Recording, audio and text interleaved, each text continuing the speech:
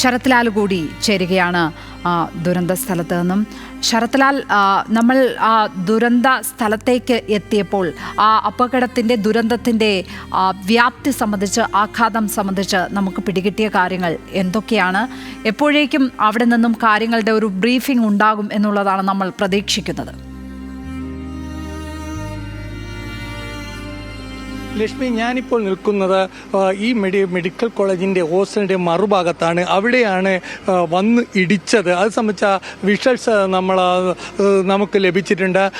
അതിൽ ഈ രണ്ടാം നിലയിലെ ഹോസ്റ്റലിലേക്ക് വിമാനത്തിന് ഇടിച്ചേറിയും ചിറക് അടക്കമുള്ള എഞ്ചിൻ ഭാഗങ്ങൾ നമുക്ക് ഹോസ്റ്റലിനോട് താഴെ തന്നെ കാണാൻ കഴിയും. അതുപോലെ തന്നെ ഈ തകർന്ന വിങ്സ്, ചിറക്, അത് പൂർണ്ണമായിട്ടും ഹോസ്റ്റലിൻ്റെ തറയോട് ചേർന്ന് കിടക്കുകയാണ്. അതിൻ്റെ ഹോസ്റ്റലിനോട് ചേർന്ന വീടിൽ ഒരു ചായക്കട നടത്തുന്ന ഒരു വ്യക്തി ഉണ്ടായിരുന്നു.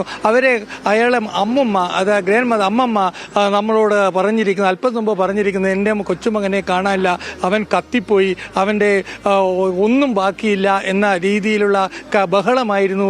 അവിടെ എത്തിയിട്ട് കരച്ചിലായിരുന്നു. അത് നമ്മളോട് അമ്മമ്മ നമ്മളോട് പ്രതികരിക്കുകയും ചെയ്തു. അതിനുശേഷം പോലീസ് എത്തി അവരെ DNA ടെസ്റ്റിലേക്ക് അല്പസമയം DNA ടെസ്റ്റ് എടുക്കാൻ വേണ്ടി കൊണ്ടുപോയി. അപ്പോൾ തന്നെ നമുക്ക് മനസ്സിലാക്കുന്ന കാര്യം, യാതൊന്നും ബാക്കിയില്ലാത്ത രീതിയിലുള്ള തീയുടെ ആളിപ്പടർത്തം തന്നെയായിരുന്നു ഹോസ്റ്റലിൻ്റെ ഭാഗത്തുനിന്നുണ്ടായത്. ആ ഹോസ്റ്റലിലെ കുട്ടികളുമായിട്ട് വളരെ നല്ല ബന്ധം പുലർത്തിയിരുന്ന കുടുംബമായിരുന്നു, അവിടെ താമസിച്ച കുടുംബമായിരുന്നു. അവരെ സംബന്ധിച്ചോളം അവർക്ക് വീടില്ല, മുനിസിപ്പാലിറ്റി വീടില്ല. അതുകൊണ്ട് തന്നെ ഹോസ്റ്റലിൻ്റെ തൊട്ട് മുമ്പിൽ ഒരു ചായക്കട നടത്തി കുടുംബസമേതം താമസിച്ച വ്യക്തികളാണ് ഇപ്പോൾ കൊല്ലപ്പെട്ടത് എന്നാണ് മരണപ്പെട്ടത് എന്ന ഒരു കാര്യമാണ് ഇപ്പോൾ നമുക്കറിയാം, നമ്മളോട് ആ അമ്മൂമ്മ പ്രകടിപ്പിച്ചത്. ഏതായാലും ഇതുപോലെ നിരവധി അങ്ങനെ ഫുട്പാത്തിൽ, അതായത് തെരുവോട കച്ചവടം നടത്തുന്ന എത്ര പേരുണ്ട് എന്ന കാര്യമാണ് ഇപ്പോൾ പോലീസ് അന്വേഷിക്കുന്നത്. അതുകൊണ്ട് തന്നെ ഇപ്പോഴും തെരച്ചിൽ തുടരുകയാണ്, ബുൾഡോസർ വെച്ച് തെരച്ചിൽ തുടരുകയാണ്. നമ്മുടെ തൊട്ടു പിറകിലാണ് ഹോസ്പിറ്റൽ, ഇവിടെയാണ് മോർച്ചറി. ആ മോർച്ചറിക്ക് മുമ്പിൽ നമുക്ക് കാണാൻ പറ്റും, മോർച്ചറിക്ക് മുമ്പിൽ ആൾക്കാർ കൂടി നിൽക്കുന്ന വിഷ്വൽസ് നമുക്ക് ഇപ്പോൾ കാണുന്നുണ്ടാവും.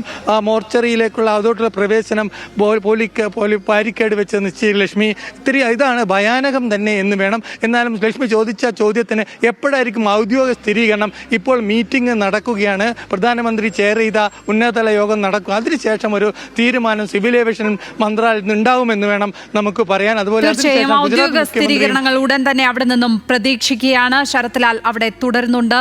പുതിയ വാർത്തകൾ എത്തുന്ന മുറയ്ക്ക് നമ്മൾ അതിലേക്ക് വളരെ വേഗം തിരിച്ചെത്തും.